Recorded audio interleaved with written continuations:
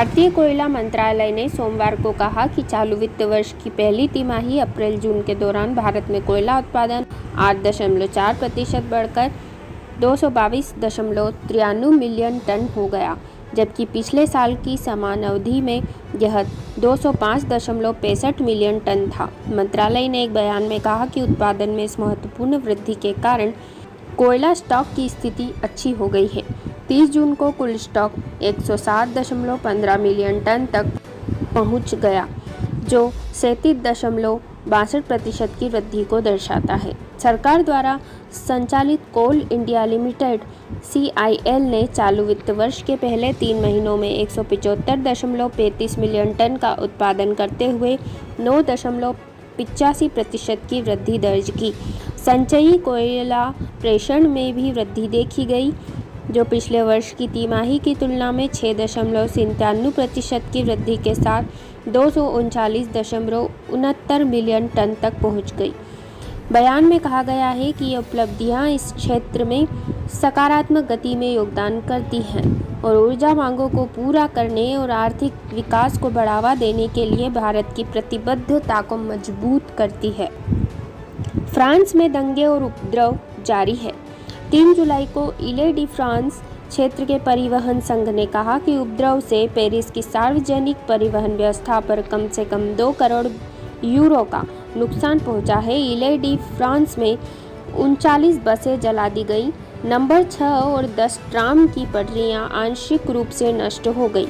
उसी दिन फ्रांसीसी उद्यम संघ ने कहा कि प्रारंभिक आंकड़ों के अनुसार पूरे फ्रांस में 200 से अधिक व्यापारिक संस्थाओं को लूटा गया।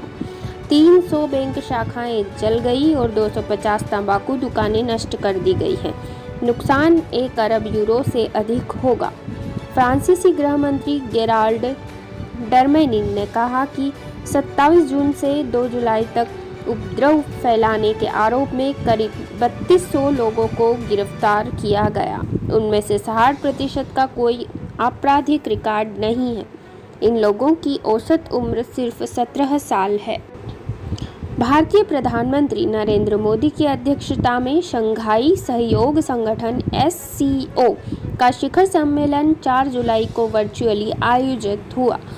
SCO ने अपनी स्थापना के बाद से हमेशा बहुपक्षवाद, सुधार को बढ़ावा देने और वैश्विक आर्थिक विकास और स्थिरता को बढ़ावा देने के मूल्यों का पालन किया है।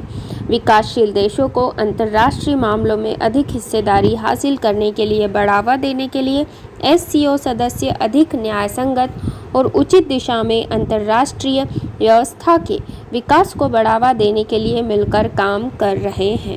भारत के उत्तर पूर्व में स्थित मणिपुर के मुख्यमंत्री एन बीरेन सिंह ने सोमवार को बताया कि स्टेट में 1 से 8 कक्षा के लिए स्कूल बुधवार से खुल गए हैं।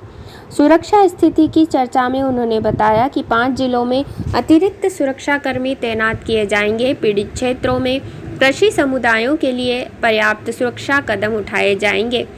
ध्यान रहे 3 मई से मणिपुर की स्थिति फिर तनावपूर्ण हो गई। कुकी और मेटियस समुदायों के बीच हुई हिंसा में 100 से अधिक लोग मारे गए और 60,000 से अधिक लोग विस्थापित हुए। फिलिस्तीन ने 3 जुलाई को घोषणा की कि वह दिन में जॉर्डन नदी के पश्चिमी तट के जेनिन क्षेत्र में इजरायली सैनिकों द्वारा 8 फिलिस्तीनियों की हत्या करने के विरोध में इजरायल के साथ सभी संपर्क और बैठकें बंद कर देगा।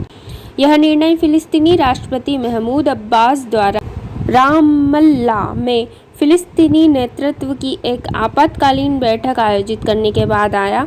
इस निर्णय में इजरायल के साथ सुरक्षा समन्वय का निलंबन बनाए रखना भी शामिल है। इसके अलावा अब्बास ने जेनिन में मौजूदा तनावपूर्ण स्थिति पर चर्चा के लिए विभिन्न फिलिस्तीनी गुटों की एक बैठक भी बुलाई। बताया गया है कि इजरायली सेना ने 3 जुलाई की सुबह जेनिन क्षेत्र पर बड़ा हमला किया। नवीनतम आंकड़ों के अनुसार संघर्ष में 8 लोगों की मौत हो गई और 80 से अधिक लोग घायल हो गए हैं, जिनमें से 17 गंभीर रूप से घायल है।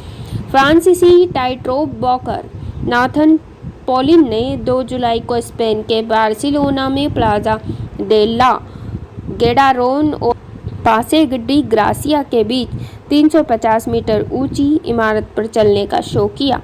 यह शो, जिसका शीर्षक लेस ट्रेडर्स है, बार्सिलोना हेलेनिक फेस्टिवल का हिस्सा है और स्पेन में उनका पहला प्रदर्शन है, जो पहले दुनिया भर के प्रतिष्ठित शहरों और इमारतों में प्रदर्शन कर चुका है। रूस की सरकारी संवाद एजेंसी का कहना है कि मंगलवार को मॉस्को और उसके उपनगर में कई ड्रोन विमान मार गिराए गए। रूस के रक्षा मंत्रालय ने बताया है कि 5 ड्रोन विमान राजधानी और उसके पड़ोसी क्षेत्र में पहुंचे थे। मंत्रालय ने इसे यूक्रेन द्वारा आतंकी हमले की कोशिश करार दिया है। मंत्रालय के अनुसार ये हमले नाकाम रहे और इनसे न तो कोई हताहत हुआ और न ही कोई नुकसान हुआ है। भारत ने मंगलवार को शंघाई सहयोग संगठन यानी SCO के council of heads of states यानी CHS की 23वीं बैठक की मेजबानी की। यह शिखर सम्मेलन वर्चुअल यानी आभासी तरीके से हुआ। भारत ने पिछले साल सितंबर में उज्बेकिस्तान के समरकंद शिखर सम्मेलन में SCO का अध्यक्ष बना था।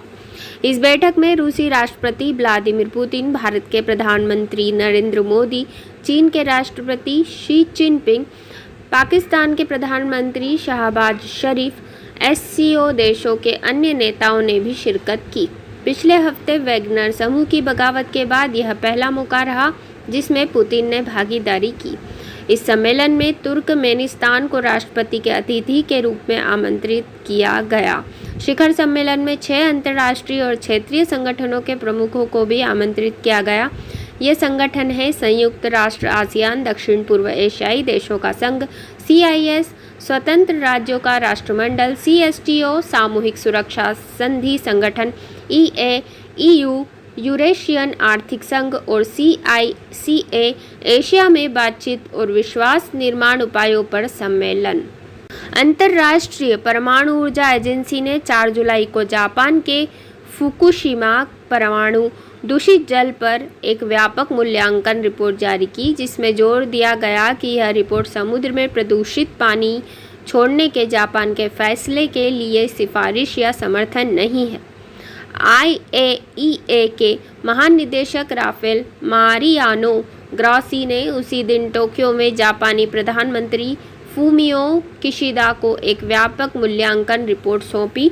ग्रॉसी ने रिपोर्ट की प्रस्तावना में इस बात पर जोर दिया कि फुकुशिमा डाइची परमाणु ऊर्जा संयंत्र से उपचारित पानी को समुद्र में छोड़ना जापानी सरकार का राष्ट्रीय निर्णय है। यह रिपोर्ट न तो इस निर्णय की सिफारिश है और न ही इसका समर्थन है। इसके अलावा IAEA ने एक बयान में इस बात पर भी जोर दिया कि रिपोर्ट में प्रस्तुत राय आवश्यक रूप से IAEA सदस्य देशों के विचारों को प्रतिबंधित नहीं करती है और IAEA और उसके सदस्य देश इस रिपोर्ट के उपयोग से उत्पन्न होने वाले किसी भी परिणाम के लिए जिम्मेदार नहीं है। ग्रॉसी ने यह भी कहा कि अंतर्राष्ट्रीय परमाणु ऊर्जा एजेंसी लंबे समय तक समुद्र के निर्वहन की स्थिति की निगरानी के लिए फुकुशिमा में एक स्टेशन स्थापित करेगी, लेकिन अन्य पक्षों को निगरानी में भाग लेने की अनुमति देनी है या नहीं, यह केवल जापानी सरकार द्वारा तय किया जा सकता है। धन्यवाद। जय विश्व, जय भारत।